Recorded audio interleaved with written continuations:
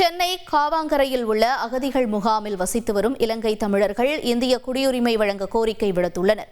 சிறுபான்மையினர் நலன் மற்றும் வெளிநாடு வாழ் தமிழர் நலத்துறை அமைச்சர் நாசர் இந்த முகாமில் ஆய்வு மேற்கொண்டார். அப்போது இந்திய குடியுரிமை பெற்றுத்தர நடவடிக்கை எடுக்குமாறு அமைச்சரிடம் அவர்கள் முறையிட்டனர்.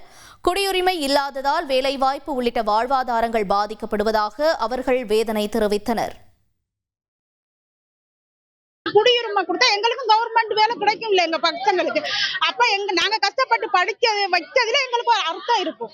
அதை விட்டுட்டு வருஷம் அகதினா அது என்ன அர்த்தம் சார்? ஒரு மகன் பேரப்பிள்ளை ஒரு ஆள் இங்கத்தே இலங்கை பாஸ்போர்ட் எடுத்துட்டாங்க. எடுத்த பிறகு அவருக்கு வந்து வெளிநாடு போய் வேலை செய்வதற்கு ஒரு வாய்ப்பு கிடைச்சிது. வெளிநாடு போயிட்டு திருப்பி இங்கேயே வர முடியாது. அவ ஸ்ரீலங்கா தான் போகணும். அவ ஸ்ரீலங்கா போனால் அவங்களுடைய தாய் தகப்பன் இங்கே இருக்கும்போது பிள்ளைகள் அங்கே போய் என்ன செய்வாங்க? 35 வருஷம் ஆச்சு. இப்போ நாங்கள் வந்து வரைக்கும் நாங்கள் சின்ன ஆக்களாக வந்தாங்க. இப்போ எங்கட பிள்ளைகளும் கல்யாணம் முடிச்சு பேர பிள்ளைகளும் கண்டு எத்தனையோ பேர் 3வது தலைமுறையும் பார்த்துட்டோம். ஆனால் இப்பயும் நாங்கள் அந்த அகதி என்ற பேர்லாம் இருக்கிறோம். அதால எங்களுக்கு இப்போ வீடு கட்டித்தாராங்க சார். வீடையும் காட்டி எங்களுக்கு குடியுரிமையும் தந்தீங்களேண்டா எவ்வளவோ நல்லா. ஏனென்று சொன்னா நாங்கள் எங்களோட சொந்த நாட்டுக்கு போக இல்லாத நிலை இருக்கு. ஏன்டா போயிட்டு திருப்பி வர இல்லாது.